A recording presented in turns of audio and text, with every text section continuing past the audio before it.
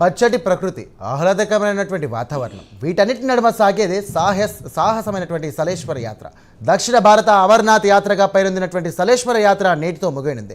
లింగమయ్యను దర్శించుకునేందుకు తెలుగు రాష్ట్రాలతో పాటు ఇతర రాష్ట్రాల నుండి కూడా లక్షల సంఖ్యలో భక్తులు తరలి వస్తున్నారు. లింగమయ్యను దర్శించుకునేందుకు భక్తులు చేసే సాహసం అంతా ఇంతా కాదనే చెప్పాలి.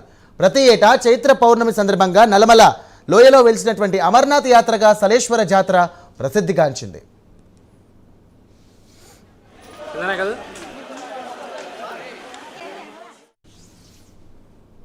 నాగర్ కర్నూలు జిల్లా లింగాల మండల పరిధిలోని దట్టమైన నల్లమల్ల అటవీ ప్రాంతంలో దాదాపు కొన్ని వేల సంవత్సరాల కిందట సలేశ్వర లింగమయ్య స్వామి స్వయంభూగా వెలిశాడని ఆదివాసులు చెబుతుంటారు.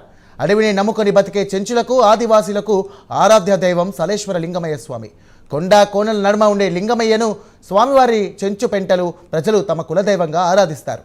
కేవలం అటవీ ప్రాంతాల్లో నివసించినటువంటి చెంచులు మాత్రమే దర్శించుకునే లింగమయ్యను భక్తులు దర్శించుకునేందుకు ఈ జాతర సమయంలో సంవత్సరానికి ఒక్కసారి అవకాశం కల్పిస్తారు.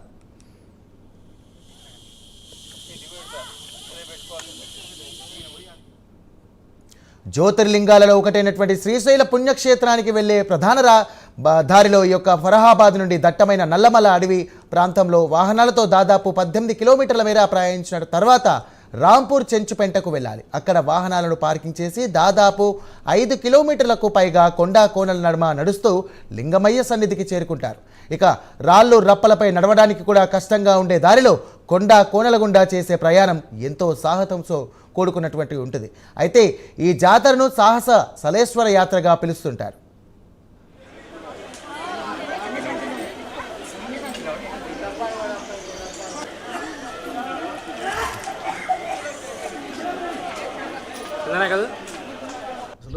ఆదివాసీ చెంచు ఇక్కడ నల్లమల్ల ప్రాంతంలో సలేశ్వర జాతర ప్రతి సంవత్సరం చైత్రశుద్ధ పౌర్ణమి నాడు జరుగుతుంది. ఏప్రిల్ మాసంలో ఇక్కడ మా తాత ముత్తాతల కాలం నాడు 21 రోజులు జాతర నిర్వహించేవారు.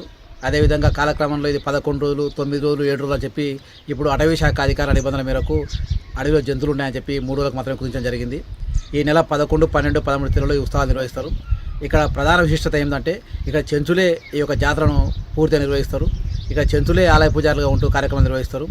ఈ 11, 12, 13 తేదీలలో ఉదయాన మా చెంచులు 11 నాడు తెల్లవారుజామున 4 గంటలకు వచ్చి స్వామికి తేనెతోటి, పాలతోటి, నీళ్ళతో అభిషేకం చేసి మాకు వచ్చిన వండకం ఏదైనా సరే, అది చిన్న మాంసం కావచ్చు, ఏదైనా నైవేద్యం పెట్టి పూజాకారం ప్రారంభం చేస్తాము. పౌర్ణమి జరుపుకునే శైలేశ్వరం జాతరకు విచ్చేసిన భక్తులందరికీ మా నుంచి శుభాకాంక్షలు.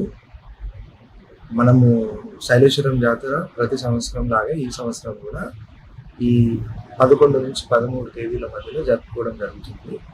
11వ తారీఖు పొద్దున 6 గంటలకు మొదలై 13వ తారీఖు సాయంత్రం 6 గంటలకు ముగిస్తుంది. అలాగే ప్రతిరోజు పొద్దున 6 నుంచి సాయంత్రం 6 వరకు మాత్రమే ఎంట్రీ ఇవ్వబడుతుంది. ఎవరైతే ఈ జాతరకి ఇక్కడికి వస్తున్నారో వారికి మా తగు సూచనలు ఏంటంటే, ఈ జాతర అమరాబాద్ పులుల అభయారణ్య కోర్ ప్రాంతంలో జరుగుతుంది కాబట్టి ఇక్కడ మనతో పాటు అనేకమైన వన్యప్రాణాలు కూడా నివసిస్తుంటాయి. కాబట్టి వాటిని దృష్టిలో పెట్టుకొని కొన్ని నిషేధిత థింగ్స్ చేయడం జరిగింది.